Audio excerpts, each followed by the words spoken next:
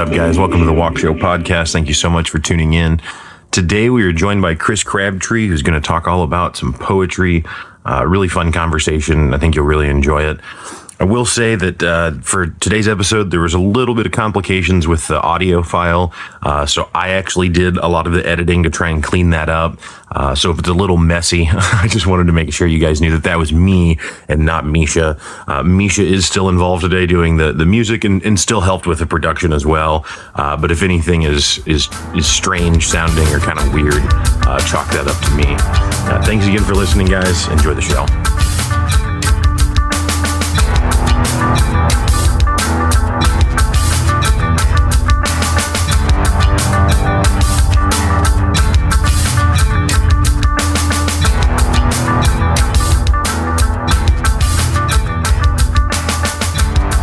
Ladies and gentlemen, welcome to the Walk Show podcast. This is your host, Walker Neer. On today's episode, we've got Chris Crabtree, who has recently completed his thesis and for his master's degree. And so I just wanted to bring him on and talk kind of through what that process looks like and have him explain what his thesis is about. He's actually a poet, so it's pretty fascinating stuff to me.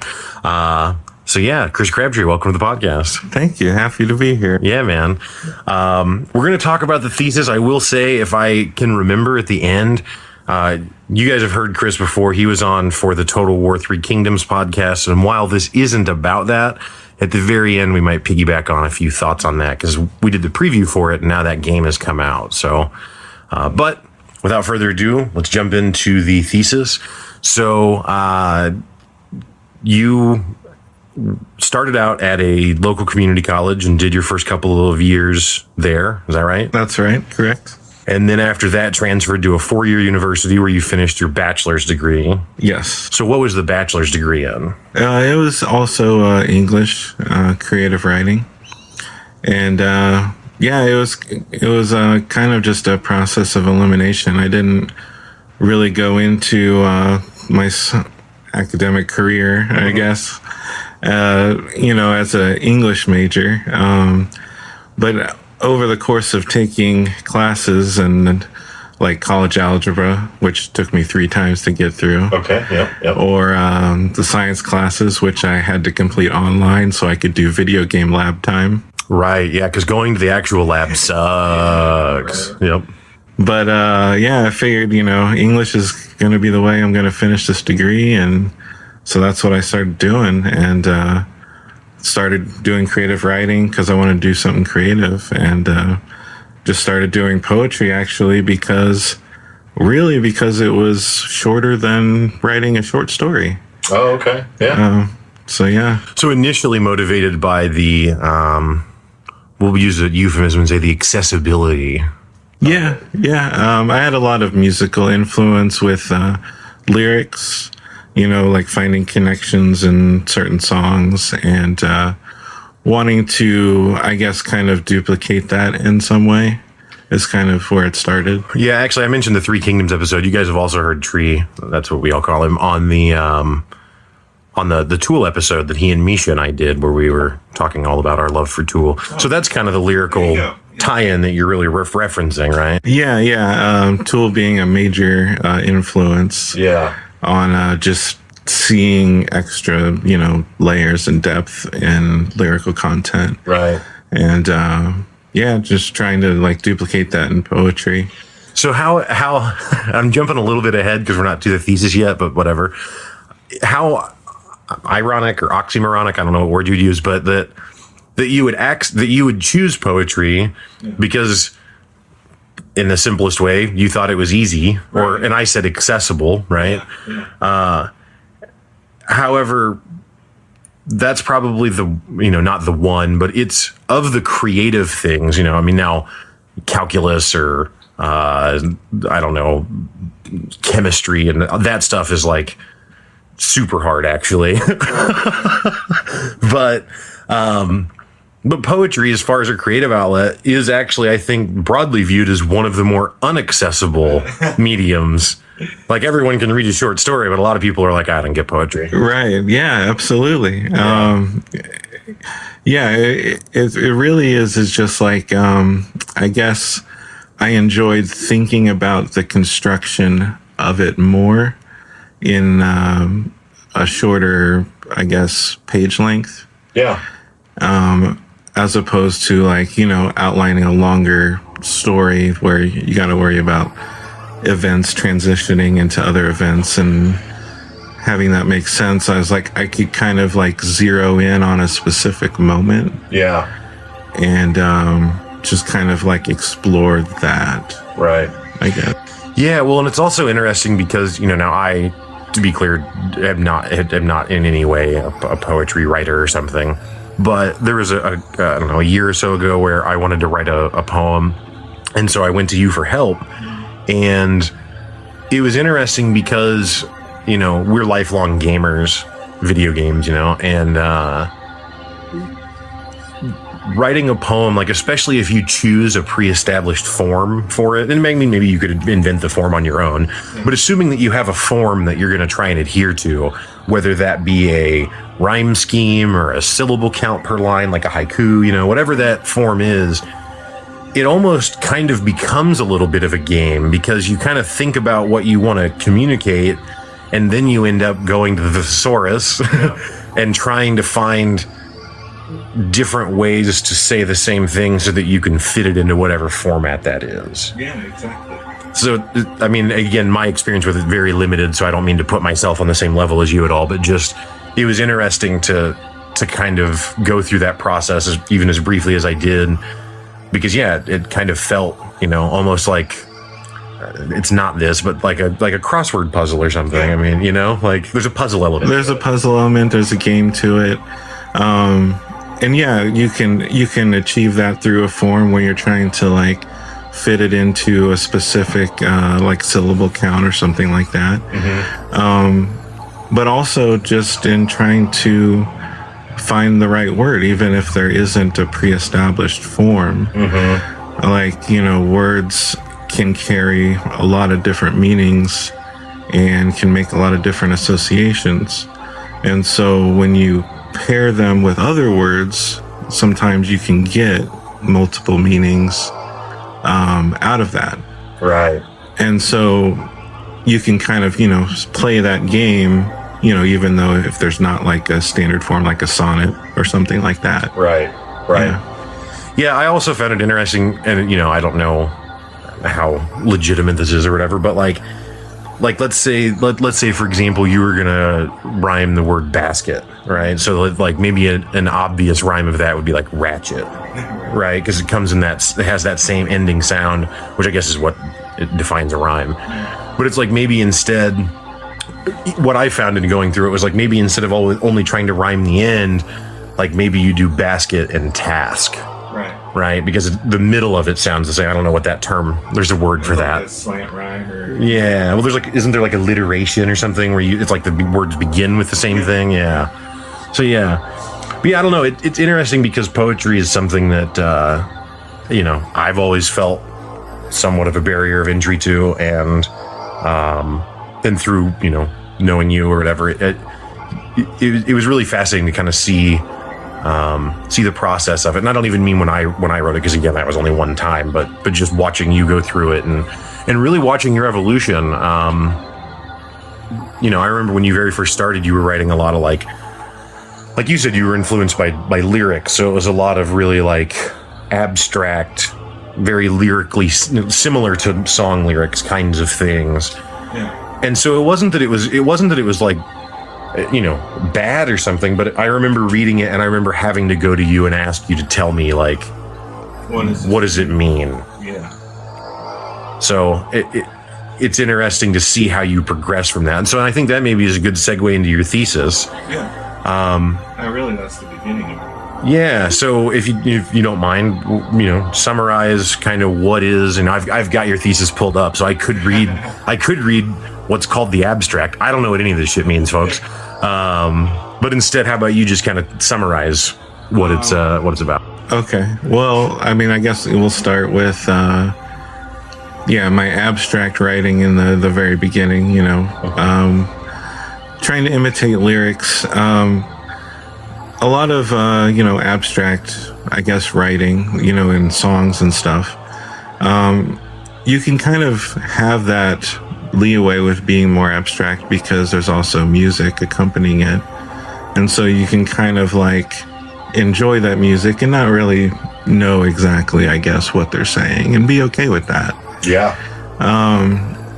You know, with poetry, it's a little different because you don't have that music. I mean, it's basically what you got on the page. If you read it out loud, there can be a certain rhythm or cadence to the words. Mm-hmm. But, I mean, that's what it is.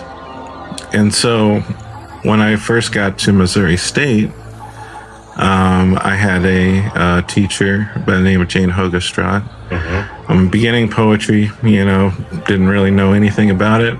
All I knew is that I like writing this way. So, and this is your third year in university, actually, though, right? Correct. Yeah, okay. First 2 years being an OTC. But now the community college years, did those have any emphasis on writing or poetry at all, or were that more kind of like general? Yeah, that was all just general classes. I mean, I had English classes, but it was all geared towards composition. Yeah. I didn't have any creative writing classes.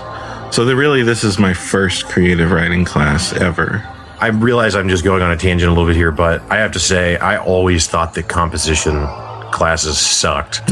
Now, I didn't go to, I have attended some first year university classes, I guess, but I don't have a college, degree or anything. So most of my experience would come from, just grade school or whatever. But it's also cool because poetry is kind of the antithesis of composition because you can break all of those rules. None of that matters. Yeah. In the same way. Right. Yeah, rules, made to be broken, it seems like, in poetry anyway. Yeah, anyway, sorry.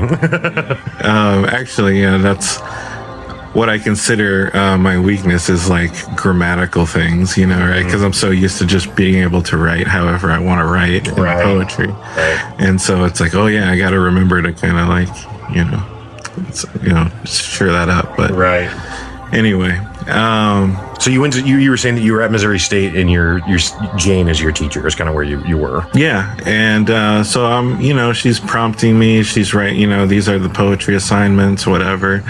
And I'm writing and clearly I'm like trying to create something, right? I'm like invested in it.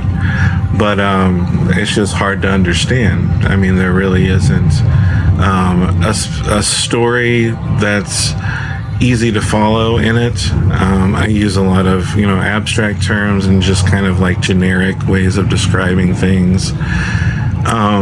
So really her instruction towards me was always to be more concrete and trying to develop the images into something that was, more easily understandable or more based in reality or something that can easily be identified as like a starting point. Right. Because it's not that abstraction is bad or that you can't make leaps in meaning and so to speak, but you kind of have to have it grounded in something that's easy to understand first before you kind of like, make those metaphors and such.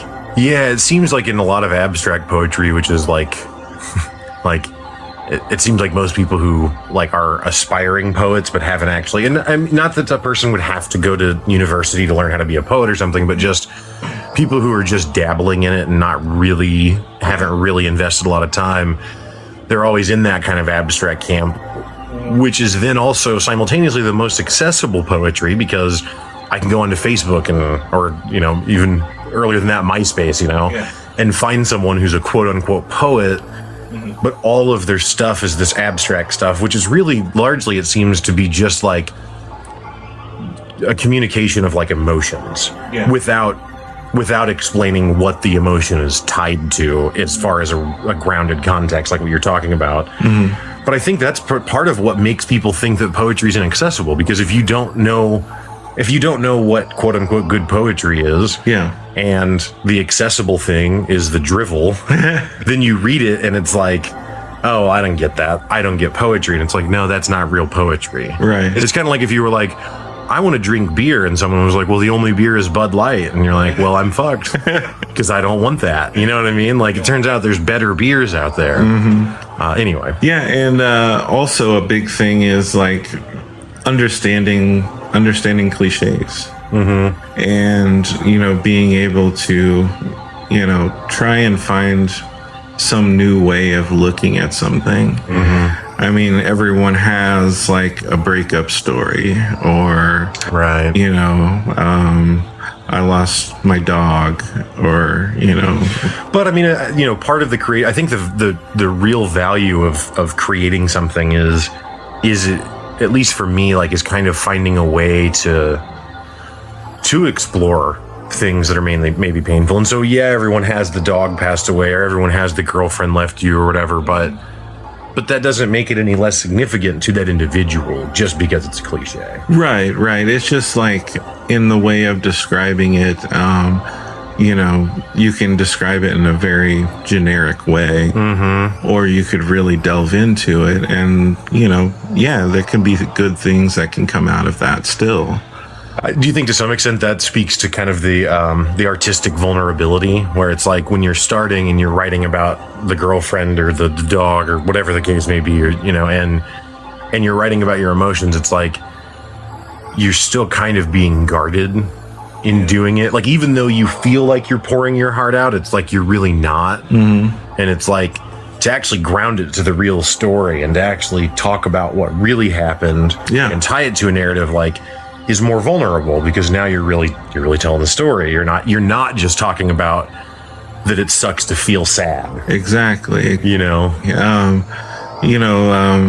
death of someone close to you. Yeah. Right. And like, say, for example, maybe there is some regret there because maybe you didn't get to say what you wanted to say before they passed. Yeah. And being able to actually go to that moment and kind of describe that, like, yeah, it takes a certain vulnerability to really just face that. Right. And so a lot of times, you'll get a lot of filler language because you're kind of still distancing yourself from it. Right. Whether you're conscious of it or not. I think probably a lot of times not conscious. You know what I mean? I think a lot, like when you were writing the abstract stuff before you went to the 4-year school, you thought that you were being vulnerable. Right. Like, you thought you were really pouring it out on the page. Yeah. But you really weren't. And I don't mean it in like a negative way as much as like it's just almost, I guess, ignorant. You just didn't know. Yeah. Right. And there's a lot of other factors that go into it.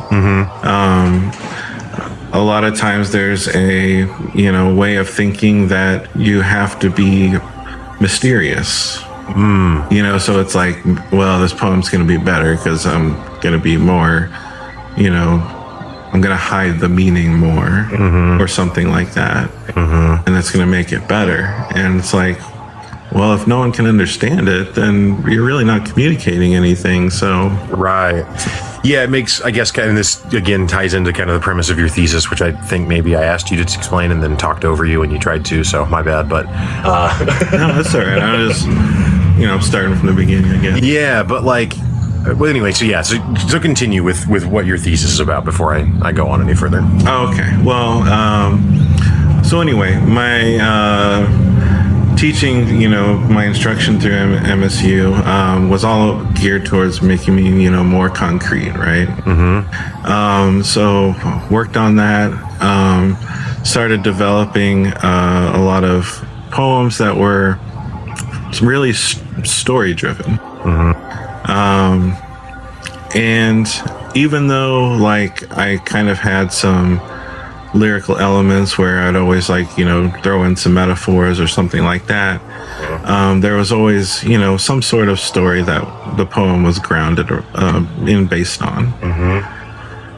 So when it was time to do my thesis, I had this collection of poems that I'd done, and it's like a big thing about poetry is like, defining what kind of poet you are. And, really the two major camps are a narrative poet and a lyric poet. Explain what those mean, if you don't mind, just briefly. A narrative poet would be someone that I guess focuses more on, a story, or having more events laid out in a coherent sequence. Right. lyric, well, can have that, but really it's kind of more based on rhythm, sound of word, metaphor, images. But see, all of those things can exist in narrative too. Right. So that's kind of like where my hang up was. Okay. Is because I'm kind of both, right? Like I kind of have some story in there, but I enjoy working out the sound of words and putting together certain things, in a rhythmic way, alliteration, if you want to say, and I knew that one. but yeah, so I mean, it's like I have some poems that are more narrative, I have some poems that are more lyric, I have some that are more metaphorical, I guess, I don't know. So I really kind of just got frustrated with trying to define things in that sense. Because in poetry, you can kind of find examples of everything in just about any poem. Right. If you look hard enough. Right. So I was like, well, what separates me? Or, how do I fit into this world of poetry?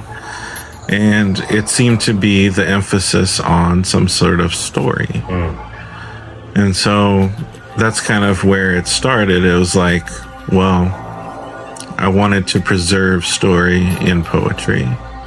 I felt like that was an important thing for understanding poetry. And in contemporary poetry, there's kind of this stigma towards narrative. It's kind of thought of as, I don't know, less creative. Can I ask a question?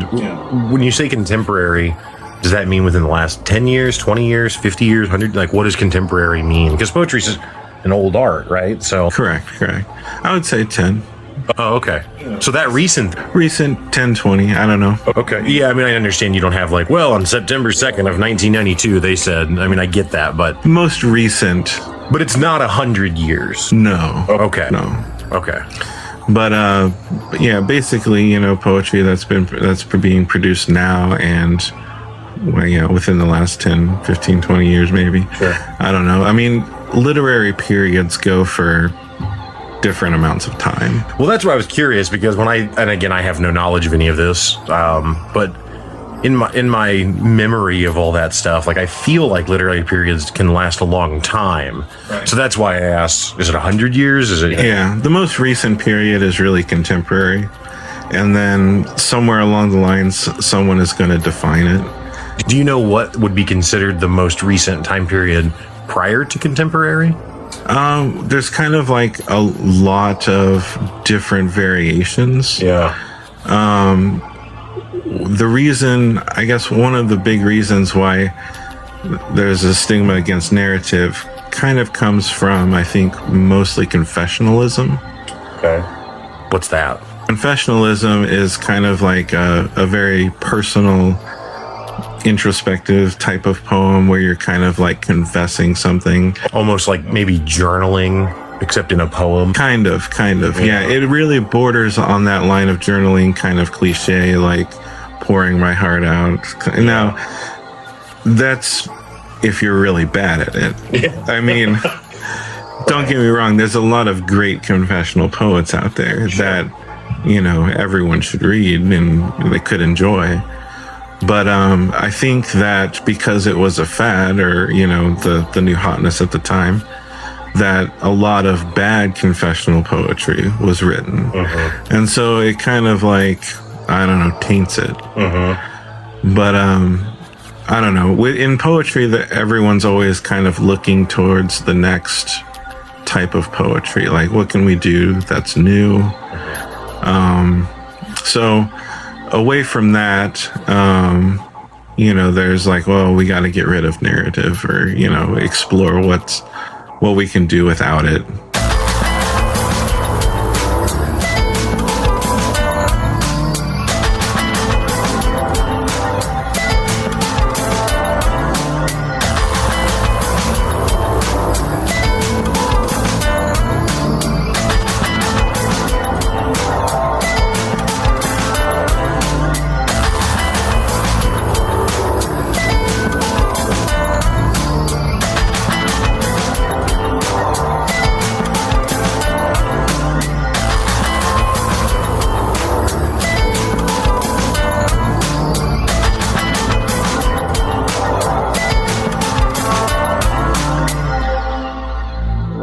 that kind of ties into also deconstructionism in language as a whole.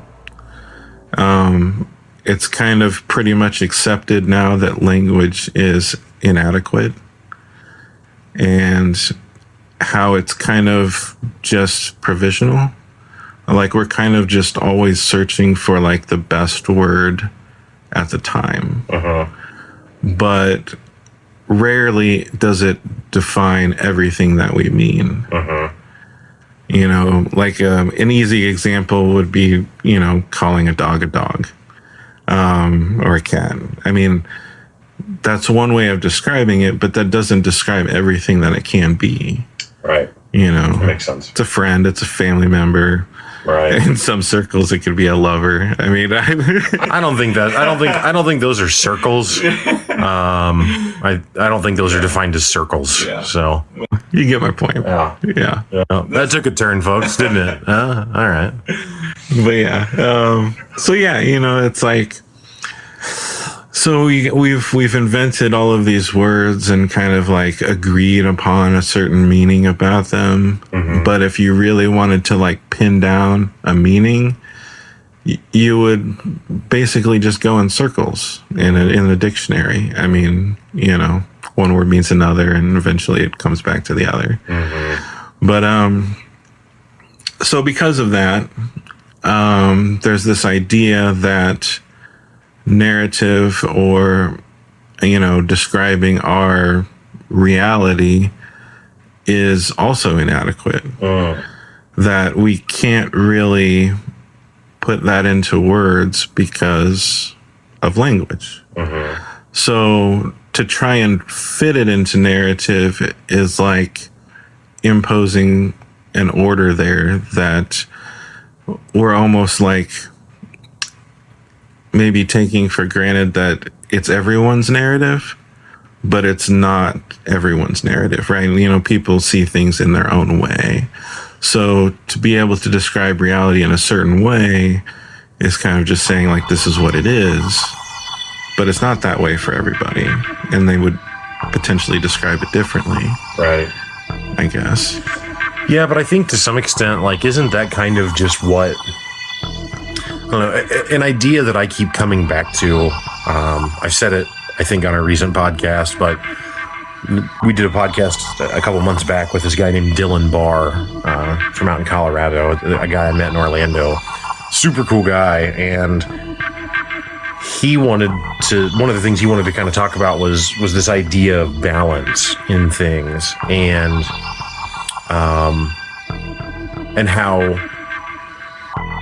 how significant it is, and how it's kind of just in everything. And anyway, I feel like I'm doing a bad job of describing it, but whenever I had that conversation with him, I mean, you know, I know what the yin yang symbol is, or I know what that concept in general means, right? Like, I've thought about that before. It's not profound, but it was for me. That conversation that I had with him was profound for me, and it's something that I've actually now. It's something I abandoned a long time ago in favor of finding the binary version of everything, finding out the 1 or the 2 or the 0 or the 1 or whatever, right? But actually what I just can't escape for the last several months now since having a conversation is like, that balance is actually just critical for everything. And so when I hear you explain that, what I'm hearing is like, it's just that balance. Like, you can't just not explain anything, because then it doesn't make any sense. Right. But it also can't be explained in a quote unquote perfect way, because that doesn't actually make any sense either. Right. And so instead, it's like it's nuanced. It lands somewhere in the middle. Like, all of life is in the damn gray area, you know? Yeah, that's kind of like where my I joke about being done with absolutes, but I mean, I don't know. I'm kind of just over trying to find that end all be all. Yeah, I think that, you know, a person only has so much time in their day, right? And so, I think that for things that you don't care that much about, absolutes provide a really easy way to define it and deal with it and then be able to move on from it. Yeah. You know, I don't It really requires less thinking. Exactly, because you decided, and then now that's it. You don't have to consider. But for things that fascinate a person, I think that nuance is it's everything. That's the whole deal. Is that nuance that you explore. But in relation to language, if you think about what that would result in if we had a perfect language, that everything would be defined exactly as we said, right? And there was no leeway for anything. It would, basically be reducing everything to zeros and ones. I would be interested in, and I have never studied it, so I don't know. I'm not speaking from a place of knowledge actually, but my understanding is that the old Hebrew language is actually based on math, like all of the like it's like mother and father, the words for mother and father. Every character has a mathematical value tied to it, and so if you were to put mother and father together, then the word for child is also simultaneously the sum of the words of mother and father and those values. Yeah. So I always thought that was super fascinating, but so do you think that something like that almost might be too restrictive? It's because how do you have synonyms? Like, how do you say dad and mom instead of mother and father? Because does dad and mom still add up? Well, probably not, right? Because it's different words. I guess where I was going with it was that if the language was perfect, it's basically saying that reality and whatever system that we're experiencing is limited to that. And I don't know. I like the idea of there always being possibility. And so in order for that to exist, it has to be imperfect. So yeah, I mean, I don't know a lot about the Hebrew language. And I saw the movie Pi. That's it. That's all I know. So. But I mean, potentially any language can be maybe more restrictive and constricting, and putting some reality in a box of some sort. Yeah, I tried to talk. There was another show that we'd done previously with a guy named Alexander, and he is originally from Germany, and has lived in America for quite a while now, and speaks perfect English or whatever. But I was asking him about, like, just knowing more than one language. Do you feel like it expands your capacity to explain something? But I don't think I said it like that. I think it said, does it help you understand stuff better? And he was like, no, which is fair. But that's what I was trying to say is, like, does it help you position things differently? Because the way that a sentence is structured in German is not the way that a sentence is structured in English. And so it seems like if you could hold multiple ideas of what language is, that could provide some interesting context for this kind of exploration. Absolutely. I know one language, by the way, so I'm not shaming one languagers, thus shaming myself. But I think, it would really just lend itself. It'd be like having more tools in the toolbox. And that's kind of what he ultimately still said. Was he was like, it provides more context, right? That's interesting. So what I'm gathering is that in your thesis, you started out with the abstract, then you go to school, you learn about narrative, and then really what you find, though, is that you're actually kind of frustrated by having to try and put things in a box all the time and say this goes in this box and that goes in that box. Well, the whole time that I was writing poems, I was never, I guess, worried about trying to make it a certain poem. I was just trying to... I always challenge myself to try and do like a different type of poem like every week or something like that. So I would just kind of play around and experiment with whatever I felt like I wanted to do at the time. And then that just kind of resulted in a wide range of poems. Trying to narrow it down and say, I'm this kind of poet. I couldn't really do that for myself because that's not what I how I wrote them going into it, you know. But yeah, as far as I guess the narrative and how contemporary poets are moving away from that, I guess. And it's not all poets. I mean, there's still narrative poets. Again, you don't want to be absolutionist in your statement. Yeah, exactly. So, yeah. But, so what it results in, if you take away narrative, is a lot of fragmentation, a lot of images, you know, which can be good. But I think really the best way to describe it, that's easy to understand, is like a collage. I mean, you know, of various pictures or images that can have a meaning together, right? But it's not necessarily thrown out there for you to get easily, right? And it may not be there at all. So you kind of have to work at it and kind of have to decide what it means to you. And unless you're wanting to pay a lot of attention to it, it's kind of hard to just get some surface meaning out of it. You know, you really have to sit there and think about it if you want it to mean something. And so it's easy for people to come across that type of poetry and think that poetry is not for them, or that they can't understand it, right, or it's above them, you know, whatever the reason may be, and just be turned off by it, you know, because it's hard to understand. Which is, it's interesting, like, so just a few episodes ago, I know I just keep referencing a previous episode that I did, so that's probably insufferable, but one of the episodes I did recently, I did a segment on how, like, no one would ever say, like, if you were like, hey, do you like this TV show? It would be weird if they were like, oh no, there's literally no TV show that I would enjoy.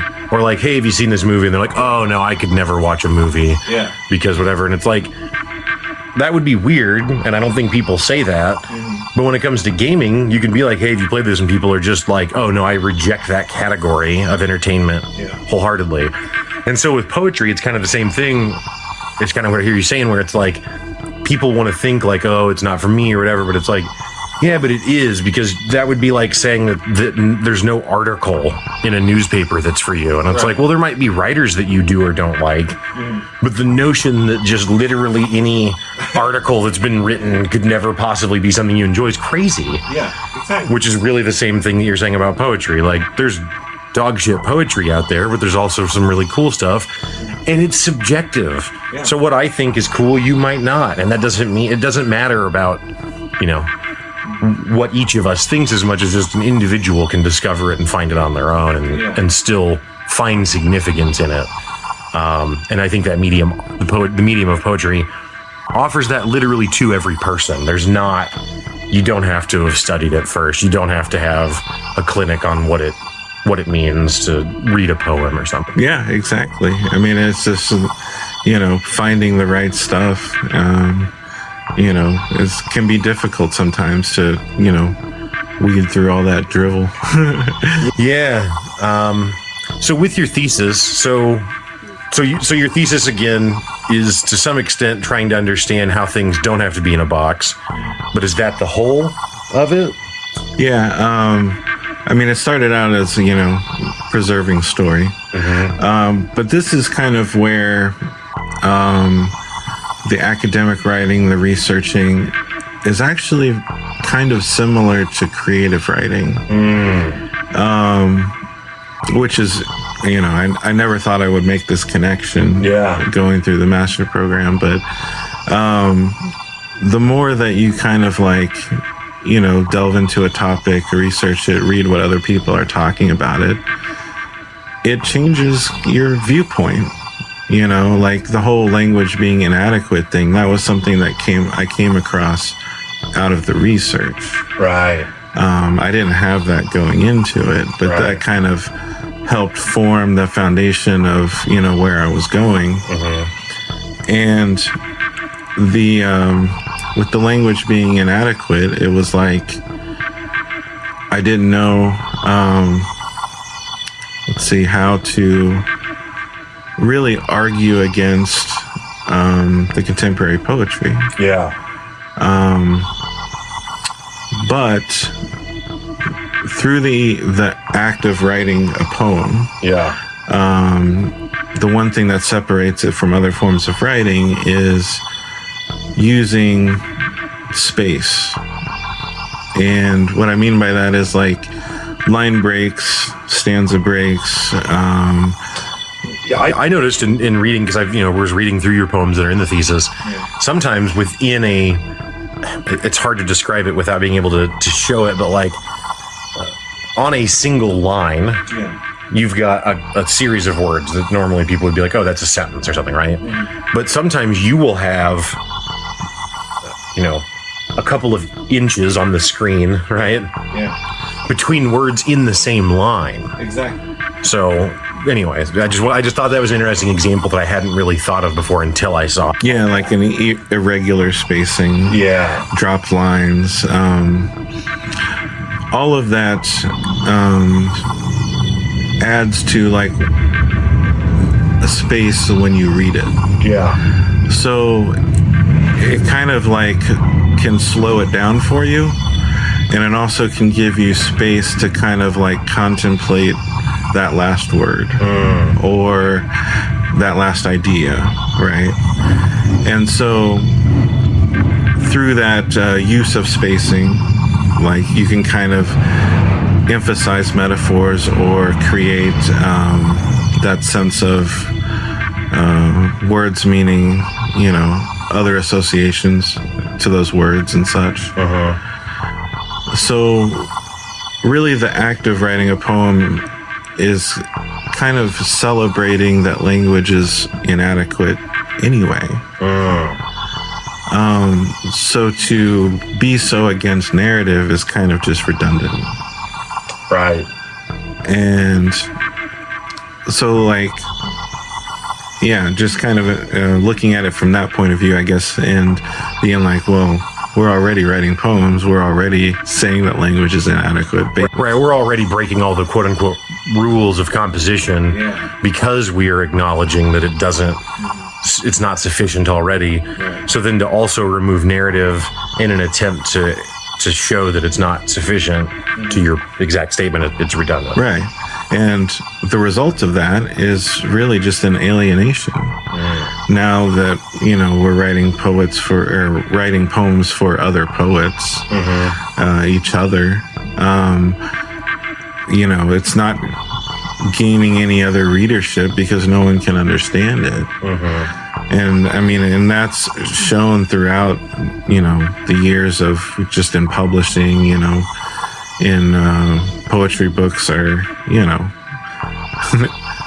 very small in print run compared to fiction books. Well, so this kind of brings me to a point that you and I have discussed before, which is, so you've said before, and correct me if I'm wrong, but a best practice, and certainly, can't say it's a requirement because, again, nuance, right? No requirements, but a best practice for reading poetry is that it's read out loud. Yeah. And so, I've been to events where you have been on a stage and you've read your poems out loud. Yeah. And so that's one thing because you're the one that wrote it. And so you know what you're looking for and what you created it, right? Yeah. But if I was to take your poem and read it out loud, like you still advocate, even me, if like, and I know you, so that's not a good example, but if I was going to read a Robert Frost poem, I never met that guy. Right. If I was going to read that, you would still suggest that I read that out loud to myself. Yes. I usually, I'll read it like maybe just once through, and then the second time I'll like read it out loud. I usually read a poem like maybe 2 or 3 times. So, when I think of modern poetry, I think of slam, honestly. Like, I feel like that's, in modern times, like, for the layman, for the person who's not in that scene really, that's what's like, oh, well, that's the credible poetry scene of today or whatever. But I wonder how much it benefits from the fact that it is just read out loud.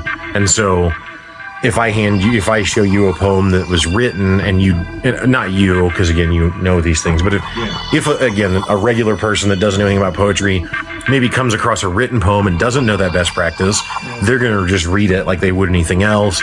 And maybe they don't get as much out of it, but then maybe they go to a coffee shop and hear a slam poet or whatever. And I wonder if they read that same slam poem in their head, if it would have that same resonance that it does being read on stage. I would guess not, because I think there's some element of the performance to it or whatever. Yeah.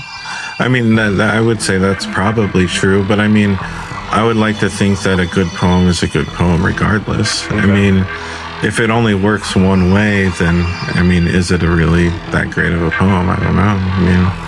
I don't know. I mean, I think that things can exist in a very narrow slice and still have value in that narrow slice. And so maybe it doesn't translate to as wide of a net of credibility. That's a very confusing way to say that, but you see what I'm saying? Like, maybe it's not as long lasting or something, or maybe it's not as significant across multiple groups of people or across time. But, in a slice, it could still be as significant as it needs to be. Which I understand you're not trying to hate on it. No. I mean, yeah, there can easily be a distinction from, like, being a good, like, written poem and, like, being a poem, like, made for the stage. Yeah. I mean, even just in, like, the poems that I've written, there are some that really just go better on the page that I probably wouldn't read out loud. But there's other ones that, have more rhythm to it that, I would prefer to read. Well, there you go, folks. I tried to give you a best practice or rule to always read out loud, and then we find out immediately following that yet again, there's some stuff that's just better read in your head still, right? Well, no, I mean, as far as, like, as a performance and, like, presenting it to another person. And to be clear, I was just simply trying to make a joke about the idea of, like, well, yet again, we can't be absolution. Like, yet again, there's this nuance. Yet again, there's this gray space where maybe it's okay to read it in your head too, But so maybe a better best practice is to do both. Like, read a poem in your mind and then read it out loud and see how that, makes you feel or whatever. There's just certain things that, like, you can kind of catch when you read it out loud. I mean, just in writing anything, like, if you read it out loud, I mean, it's like, oh, well, I would change this, I would change that, because that doesn't sound right. But when you're writing it, sometimes you just kind of get in that mode and, put the words on the page. Oh, I've had that. I mean, as most of you can probably tell, most of the walk show is unscripted, but I have tried to write script out before, which is actually why I kind of don't typically do that, is because when I write, I want to insert little clever things or whatever that aren't how I talk. Yeah. And so when I try and just stare at the page and read it out loud into the microphone, it's like, oh, that sounds weird, or that's not how I want to say that, or whatever, And then I end up changing it, and then now I'm not reading the script. So then, what was the point, But yeah, it's kind of. I mean, I've always done both. I mean, especially in revision, reading it out loud helps. Yeah.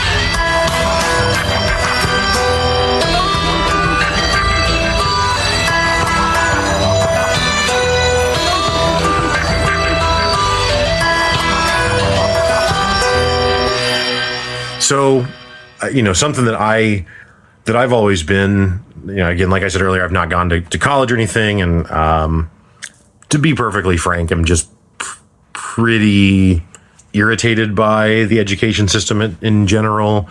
And again, I didn't go to a 4-year school, so I understand that experience typically is different than, grade school or whatever. But, I went to grade school and then did go to college right after high school, and I hated it because it just felt like an extension of that. And I felt like grade school was like a version of prison. And I say that because if you don't go, then they put your parents in prison. So literally jail is on the table when it comes to school.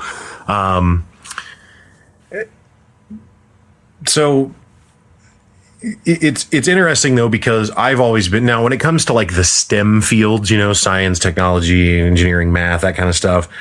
I don't know if T is the technology or not, whatever, the STEM stuff. It's like, okay, I get it. I get why you need to go to school to learn 2 + 2 is 4 and 4 × 4 is 16. And there's how do you learn these rules or whatever? Okay, fine. Because that's really a lot of what that stuff is it's a lot of rules. It's not really creative in that same way. Yeah. But I've always been very skeptical of academic time for something creative, because it's like, I don't know. Do you really need it? But again, I've known you for my whole life. And so having seen you go through this process, you absolutely gained a tremendous amount of value out of doing this. Yeah. And at one point during the master's program, you actually were teaching classes. Yeah. How much did you feel, there's an adage that, if you want to learn something, teach it. Yeah. How much do you feel like that really influenced your knowledge, your capacity of it all? I mean, it was invaluable. That was part of the reason why I chose to do the master's, is because in that particular program, I was able to teach right away and teach creative writing classes. In a lot of, other programs, you might not be able to teach till like the second year, and to get a creative writing class is pretty hard. But I was thrown in there like right away. That was part of the deal. Right. And it was amazing. You definitely get to see a lot of bad poems for sure. Yeah. But the challenge of trying to make their poems the best that they can be just offers like an incredible insight, because now you're working with 30 odd poems, trying to make them the best they can be, as opposed to just working on your one or whatever. Right. And coming from all different points of view. Right. Everyone has their own style that they want to do, Well, and the benefit of the novice is that you might have some practice or something that you believe in because you were taught it a long time ago and you've ingrained it and that's just what you do. Yeah. But maybe it doesn't actually, not that it doesn't make sense, like it's completely nonsensical, but just like maybe it's not actually necessary. But for you it is, because it's part of your process and it's part of how you do it. So it doesn't mean that it's wrong for you to do it. Yeah. But then you teach it, and now the novice who has no foundation, because that's what you're building, is like, well, why would I do it that way? And so to some extent, it makes you kind of question your own processes and understand it in a different light. Yeah. Because of having to relate it to them. Anything that I was suggesting that they do, I had to reevaluate my reasons for it. Mm-hmm. And really what it came down to was that, I'm fine with all kinds of different poetic maneuvers or tricks or things that you want to do to make it interesting. Mm-hmm. I just want there to be like some sort of conscious reason for it, Right. to think about why they're doing it and to question that themselves. Right. Like I had a student that, refused to do punctuation because she was actually a spoken word type poet. And, a majority of what she did, she was going to read on the mic anyway, or, out loud. And, but talking to her about how punctuation can influence rhythm and, actually even enhance meaning to a certain degree, depending on how you use it. Yeah. And then just kind of like talking to her about that, and I don't know, kind of being able to see someone like understand it differently and in a new way is like insanely rewarding, I guess, because like if they're really invested in it and then they're like have a revelation, it's like, wow, I mean, that's really cool. Yeah, well, and I think that's kind of, I think that's to some extent the mark of a good educator is an effort to try and, this is going to sound really pretentious, but like enlighten someone, give someone the understanding of why this has value, as opposed to my impression largely of academics is that it's like, hey, you have to use punctuation. And it's like, nah, son, I'm on the spoken word. I'm not doing that punctuation. And then the teacher's just like, well, then you fail the class. And I don't really care about what you think. I just simply have this rule. You know what I mean? So yeah, I think that just speaks to again, because not that every teacher I had was like that. I had some that were certainly. But there's some that are, I don't know what it is, but yeah, very rigid in that way. And I always found it liberating because I could just not be that way, And I don't know, the students seem to be really receptive and like that. So but yeah, it felt great just being able to talk about anything creative and the process and how poems are really anywhere, and just kind of like trying to get them to be able to see that, So we've, again, I keep going back to your thesis. So what is and again, I know because I've read it, but if you wouldn't mind explaining the structure of your thesis, and the reason I'm doing this, to be clear, is that, again, I don't have a college education at all, certainly not a master's degree. And I think that bachelor's degrees are certainly not common. Isn't a fair word to use. I don't have one. But bachelor's degrees are way more common than master's degrees, right? And I think that a lot of people maybe don't really know what goes into doing a master's degree, and kind of the apex of that journey is the thesis, right? That's like the capstone of the whole thing. Yeah. So how is it formatted, and kind of what was that journey like of writing the actual thesis? Well, two more hours, folks. It was very chaotic. I don't know, like in the way that I think about things and the way I've always approached anything creative is my process tends to be working with various pieces and then kind of fitting them together. And so, I kind of explained, the poems and narrative and lyric and fitting into certain camps and all of that. I mean, these were like stages of my understanding of poetry as I went through the program.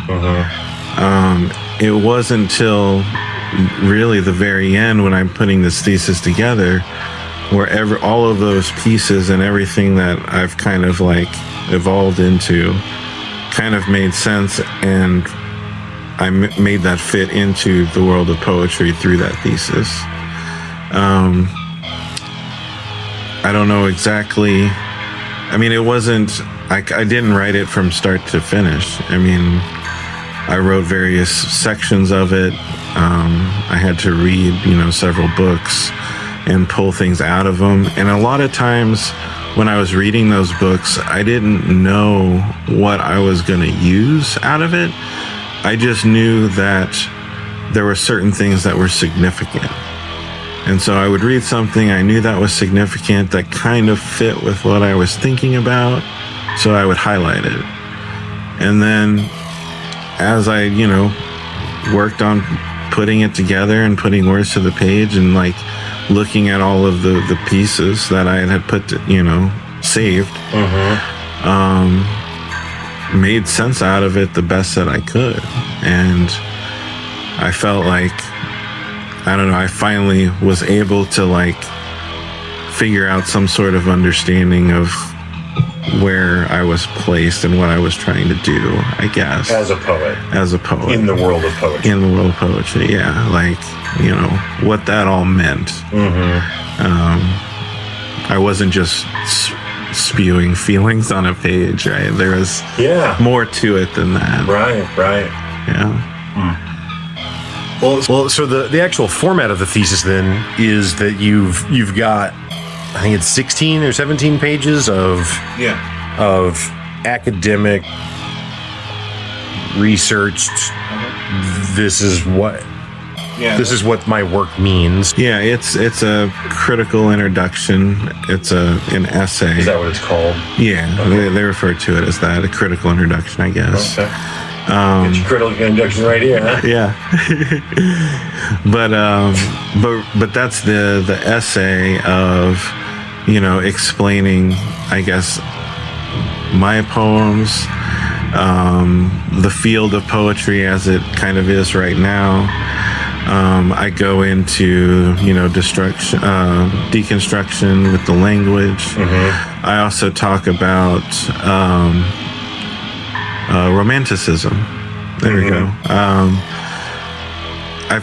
My work is kind of placed in a post-deconstruction world with a neo-romantic view. I'm glad you said that, because I was actually going to read the last sentence of your abstract if you didn't, which I'm just going to do now anyway.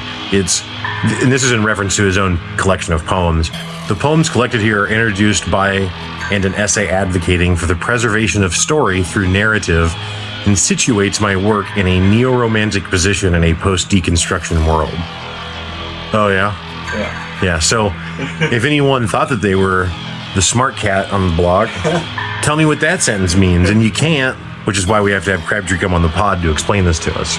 Well, it's really not as difficult as it sounds. Yeah, all right. But Romanticism is a literary period, and neo just means new. So it's just a new view of Romanticism. Back in the Romantic period, I reference Wordsworth, who was a big poet back then. Mm-hmm. And he had this idea of taking language and making it, writing poems with a more common language, the common language of man is what he referred to it as. But, basically to get poetry to a wider audience. And there's a lot of reasons for that, but they were coming off of a really structured literary period where people were mimicking like the classics like Greek and Rome, and everything was very structured and so on. And so they wanted to get away from like the elevated language, so to speak. So he's kind of exploring the value of the common language. Exactly.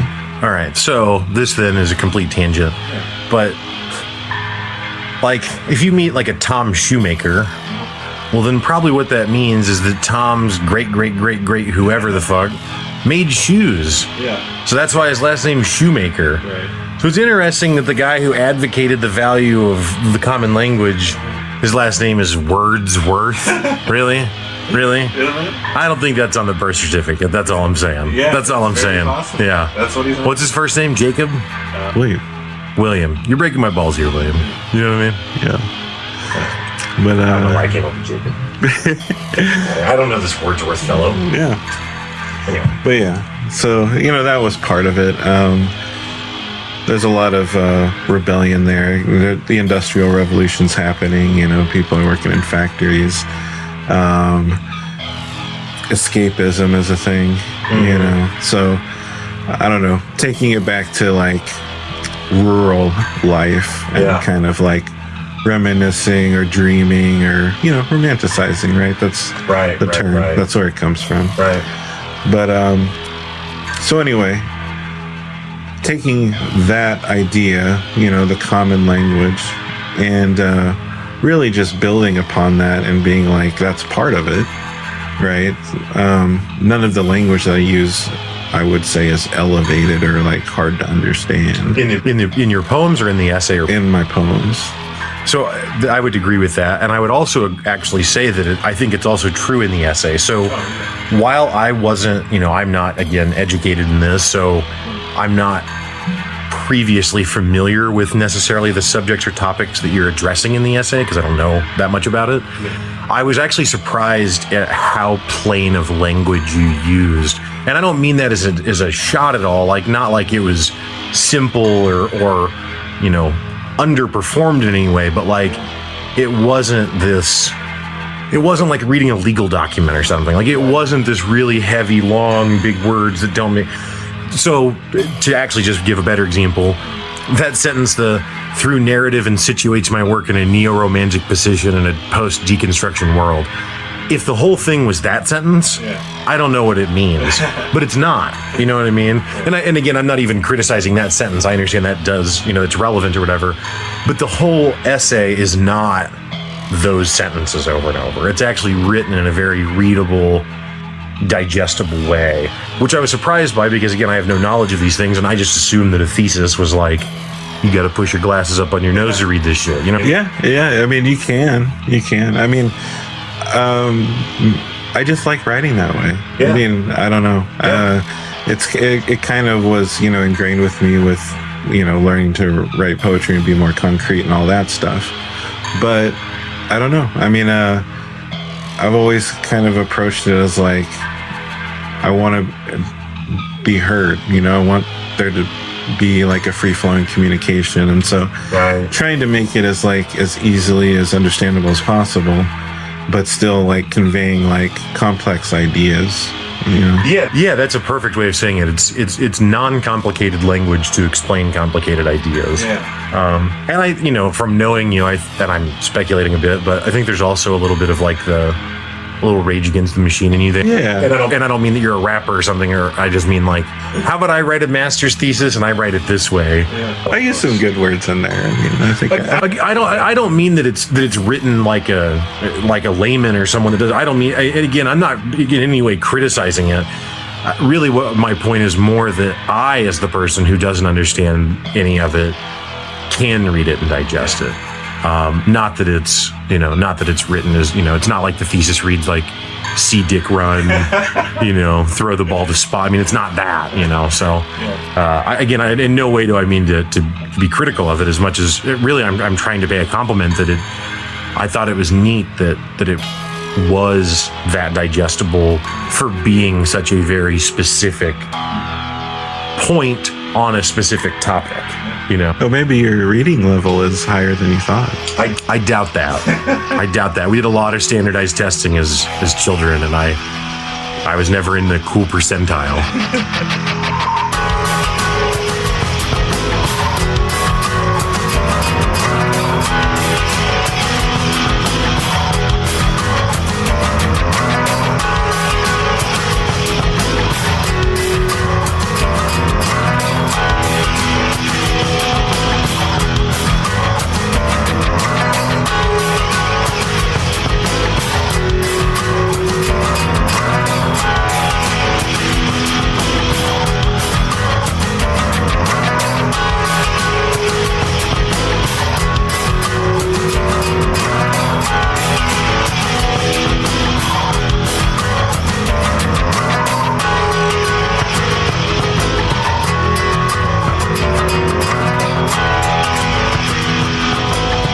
So you've got this 16, 17 page kind of essay that's kind of an academic. It's researched, it's cited, it's an MLA format. Like it's all the college stuff, if you want to call it that. But then the rest of it is actually the collection of your work, which the essay serves to kind of prepare you for as to what the work accomplishes. Toward the end of the essay, I talk about a poem by Charles Simic, and I use him as an example of a poet that, uses story in a poem, but then still conveys a complex meaning. Yeah. And then also analyze a poem of mine and kind of like relate them. Mm-hmm. And so it's like, this is kind of like my influence. Yeah. Right. So that kind of serves as the foundation of going into the collection. It's like, oh, okay, so. I see. But, yeah, I mean, those poems were written over several years, like at different times. But revised multiple times, too. Yeah, revised multiple times. Read by various people, several teachers, like, I don't know, lots of changes. I mean, a lot of those poems. I mean, everyone is different than when it was first created. Yeah, for sure. Which makes sense. Yeah, I will say my favorite ones are the ones that have anything to do with me or my family. So, I'm a very vain person. That's actually not entirely true. I did think that was really cool. But so how many poems are in your thesis? Do you know? I mean, it doesn't have to be exact count if you don't know, but how many are in the... Yeah, I don't know the exact count, actually. Somewhere around 50, I think. I forget what the total... Well, what's the total page count? Like 60? Yeah, it's 60 something and you take 16 pages away. So yeah, roughly 50. That probably sounds right. Huh. So, and obviously the listeners aren't able to read the poems right now, but a quick segue, you are looking at finding ways to make this stuff available, whether it be you're looking at like maybe publishing it in a book or getting some online presence. So at some point this stuff will be available for people to consume on their own. Yeah. I mean, I have a few publications already. But yeah, getting more publications I've been kind of shooting for that. And eventually, hopefully having some sort of book or manuscript, to be able to send out. I mean, that kind of serves as kind of a really good draft for a manuscript. There's kind of some poems in there that I would like to change or work on or, so on, but probably even take some out and add some new ones. Sure. But yeah, so there's some work to be done there, but, yeah, I don't know. It would be great to eventually have a book of some sort. Right. Well, so where I was going with that, so do you have a favorite out of the ones that are there? Do you have one that stands out or maybe a couple? Like, is there any, that have a great significance to you that you'd maybe want to elaborate on to some extent or? I mean, they all kind of have like a certain significance, I guess, but I don't know. In the essay, the one that I referenced with Charles Simic, the poem that I use for my collection involves my grandfather teaching me chess, and that holds a pretty high significance. Because that was like one of the first ways that we communicated. Because to be clear, he was from the Philippines, Right. so he didn't have a strong command of English. Exactly. Right. And you're a little kid. Yeah. So you also don't have a strong command of English. Yeah. Right. So, so there just really wasn't much talking to be had. Yeah. But we were able to communicate through this game, just teaching me how to move the pieces and different things. And of course, it was years later that I actually delved into chess more and kind of was like, wow, there's a lot of, Because how old were you when he taught you? Oh man, I was really young, like maybe, I don't know, 5, 6. Yeah. And just for the record, I was fortunate enough to have met and known your grandpa, and he was a very lovely man. He was super kind and warm all the time. And, I don't know. I always had a lot of respect and appreciation for him because he always, obviously I'm not part of your family and, he doesn't know me that well or whatever, but he always treated me like I belonged there, when I was around, and I always appreciated that. He's a really, big heart, and it's crazy because in that poem, like I talk about him teaching me chess, but that's kind of just part of it. Yeah. That's kind of like the surface narrative, so to speak. Well, that's the thing that the reader can really infer without having to look for anything else. Like it's a story about a grandpa teaching a child chess. Yeah. But then really there's also all these layers of like the connection that you guys are forming and the significance of that emotional bond that's being developed through this. Yeah. And I go into also, talking about his background. Yeah. Because he fought in World War II. Yeah. And fought the Japanese in the Philippines. And the way they had to do that was, guerrilla jungle fighting, because that's the terrain. Right. And so, then I never really, my mom would never like tell me in detail like exactly the things that he had done, but she would always, kind of hint at like, yeah, he's nice to us because we're his family. Right. He's Wu-Tang Clan though. Right. Like he's done some stuff. Right. Yeah. And but yeah, he took a few shots in the belly and a bayonet stab, and Crazy. Because of that, had like, I think they had to like remove part of his bladder or something like that. But he had to, always had to go to the restroom like frequently. And so I'm kind of like talking about these things as we're learning chess. And, the Japanese, well, they lost, so I guess, so history says, right? So even though like he was victorious in the Philippines, I mean, his takeaway from it is this wound, where he has to go to the bathroom several times. Right. And so it's kind of like, well, who's really winning at war, right? I mean... Right, yeah, you can win the war when you talk about it from this high level, this government defeated this government or something. But when you go to the personal stories, it's like, no one won. He got stabbed. Yeah. There's no victory in being stabbed. Right.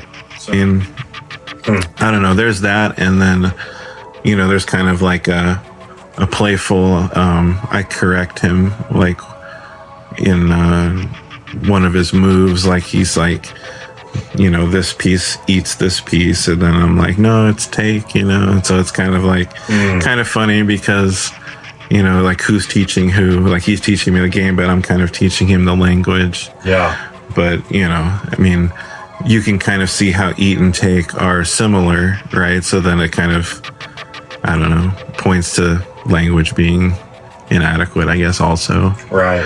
But yeah, I don't know. That was also like kind of like my first poem that was really highly recognized. Okay.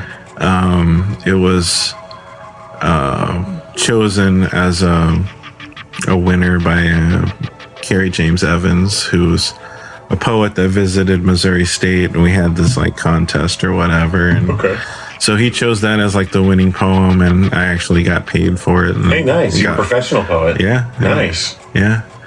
I've got I got paid for that one, and then there was like 2 other poems that I sold to like an anthology. So yeah, made a little bit.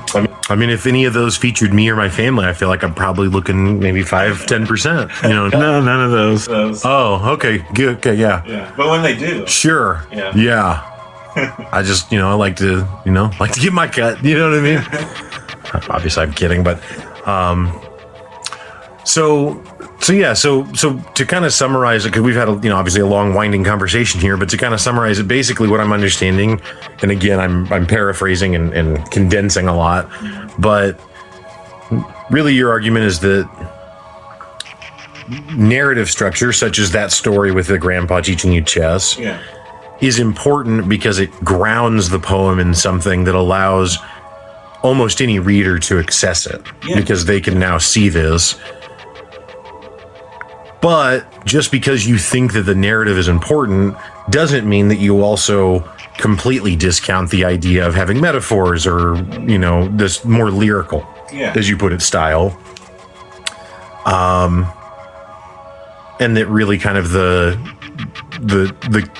key again is to kind of find that balance between the two. Yeah, exactly. I guess we haven't talked about this as kind of an important point, I guess, but the way I think about narrative, I mean, there's obviously a lot of different ways and viewpoints out there, but I see narrative as existing in kind of like a spectrum. So like you could have a weaker narrative, right? Where it would take a little bit more work to kind of pull out a story, right? Or you can have a really strong narrative where it's like the story is right there. It's, this happened, this happened, this happened, this happened, right? So like along that spectrum of experimentation, I think that there's a lot that can be done, but like you said, finding the balance of having enough narrative so that there could be some sort of, understanding from a reader that may not have any poetry background. Well, it's interesting because, like you said, you kind of stumbled into poetry later in your academic career, and when you started as a writer, you were trying to do short stories. Yeah. And again, I don't have a way to provide it to the listeners, but there was a short story that you wrote that I think was maybe, 7 or 8 pages. And I was blown away. And this is before you did any poetry. Yeah. And I was personally blown away by it. Like, if you guys know who Neil Gaiman is, I told Tree, I was like, this, and again, I'm probably flattering him a bit, but not intentionally. He's just my friend, so I get excited. But I was like, this feels like something that Gaiman would write. Like, it was that good, but it wasn't a poem. It was a short story.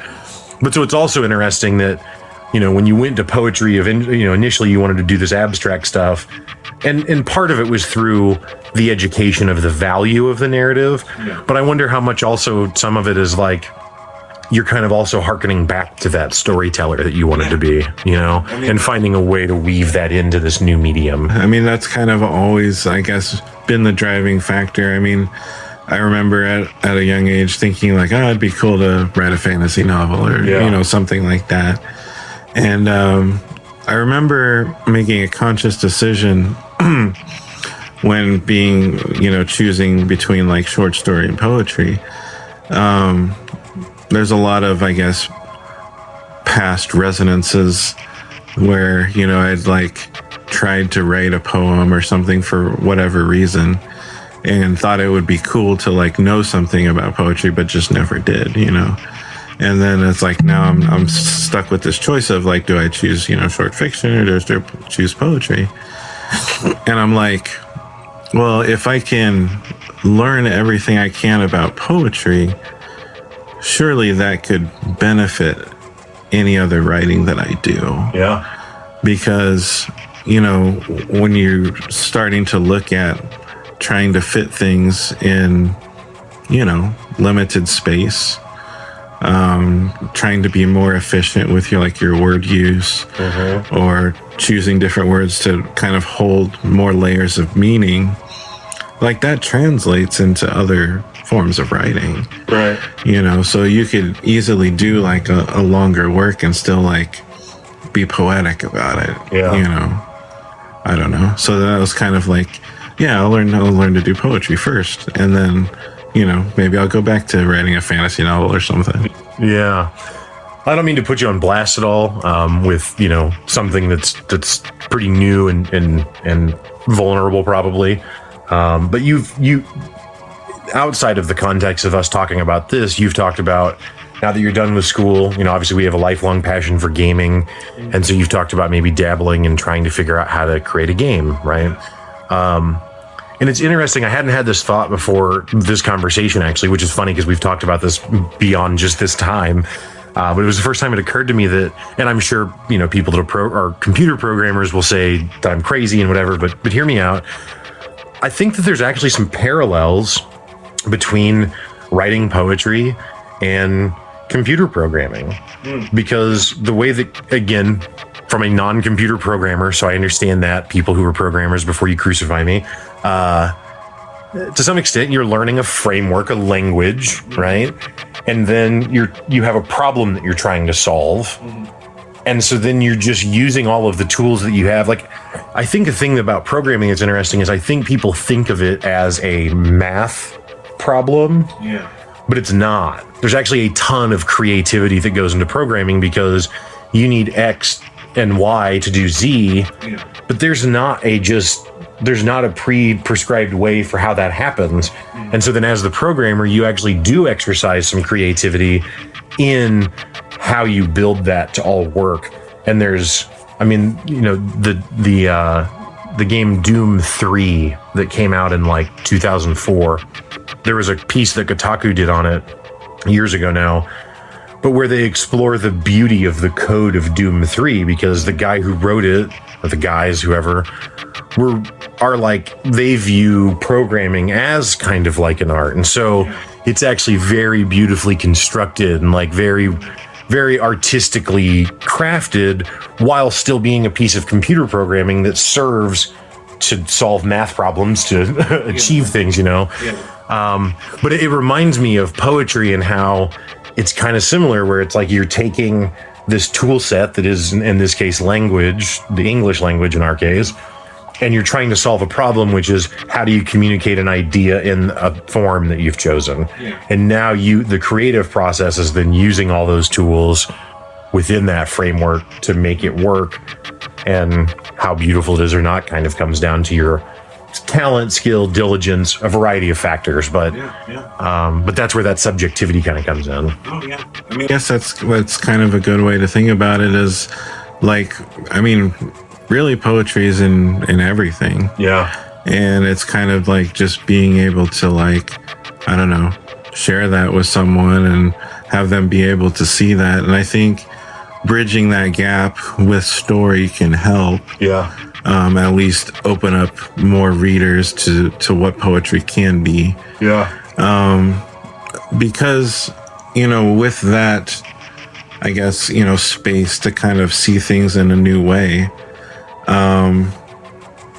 In a way, it's kind of like, enhancing consciousness, or kind of like giving you a new way to think about something, expanding your awareness, maybe. Mm-hmm.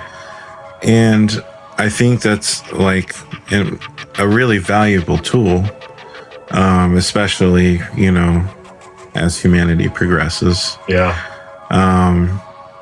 So I don't know. I mean, I think poetry needs to find a way to stay relevant in our culture, that it's going to benefit us more to have that around than to really just forget about it. I wonder how much value there would be if maybe we did some recordings of you reading poems and then maybe publishing those as well, so that in written form, so that people could see it, the written form. Yeah. But then being able to hear it, and the reason I say that is that I think, you've emphasized to me a lot, which I brought up earlier and we talked about, but the idea that people should read this stuff out loud. And again, maybe you should do both, but I think a lot of people don't know that. And even if they do know that, if I'm sitting if I'm looking at my phone, right, on the internet, and I find a poem that I want to read, and I'm in a waiting room, I'm not reading it out loud, right? Because it's not it's weird, Yeah. But so if there was a way to find it vocalized and read out loud, maybe that would help people be more attracted to it, because it would open that window to them of like, hey, you can hear it this way too. You can consume it in this different way. Yeah. And also teaching people that just because it's read out loud doesn't mean it's slam, right? Like really though, because again, if I think about poetry being read out loud, I guess maybe I think of like a weird pretentious coffee shop scene, but honestly that scene still is interrupted by a slam poet. Yeah. And to be clear, I don't mean to say that slam poetry is pretentious or that those people aren't talented or that there's not value in that art. There is, but I think there's this thought that like that's the only out loud poems. Yeah. And it's really all of them. Yeah. Well, I think we've covered, a ton of information just about what it is to write poetry and what it is to do this thesis program. Is there anything that we didn't kind of cover that you wanted to touch on still? I know it's an infinite topic, and so there's always something else to say, but I really wanted, like I said at the beginning, I wanted to kind of have people be able to explore what it's like to write a thesis and what it's like what goes into that, and then really just learn a lot about poetry from quite literally a master at this point. So yeah, is there anything else, master, that we should know? Don't be afraid of poetry. Yeah. Really. Is there anyone who shouldn't read poetry? No. Yeah. No. Everyone should try and find a poet that they like. Yeah. I'm sorry. But it's like everyone has something that's moved them, that they've experienced either through film or music or something, video games, like, there's poets out there that can also give you that experience and even, make you think in ways that you didn't think you would think. Right. And that's what it's all about. Like, right. I don't know, just finding new ways. Finding that profound. Yeah.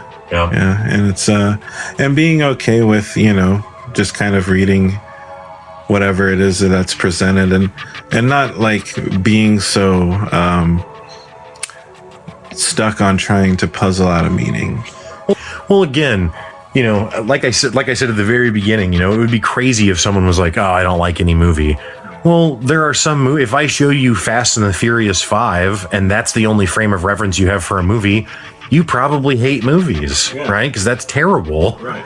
But that's not how all movies are. So if you read a poem and it doesn't click with you, that's not representative of poetry as a whole.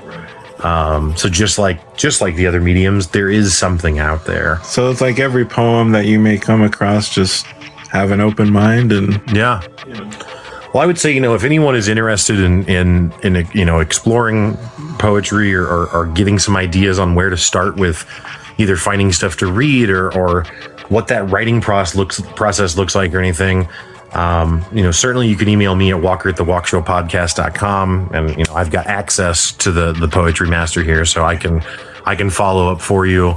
But yeah, I think it's like I said, I did it only that one time with real effort behind it, but I found it to be a really engaging and enriching experience. I thought it was a lot of fun, and it kind of gave me a little confidence. Now, to be clear, again, what I eventually wrote was not qualified to be in the thesis, right? But by talking to Chris about it and getting kind of some input on what could work, and to be clear, he never actually suggested anything content-wise. It was all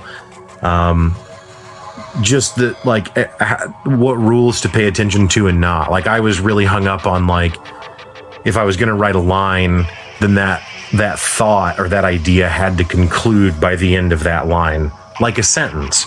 So it was almost like I was writing a series of sentences, and you really helped me to understand that, like, you could write a sentence that extends into the next line, and the period or the end of that sentence is in the second line on the page, and that's okay too. Because again, I've always, and very little of that even, but written in the traditional composition way or whatever, prose, and so I'm very beholden to those rules because that's all I know, So, well, Tree, thank you so much for joining us today and taking the time to explain all of this. Again, guys, you can email me at walker@thewalkshowpodcast.com if you've got any questions, and I'd be happy to get some answers for you on that. Thanks again, Chris. It's been a blast. Yeah, thank you. It's great. Awesome. Have a good one, guys.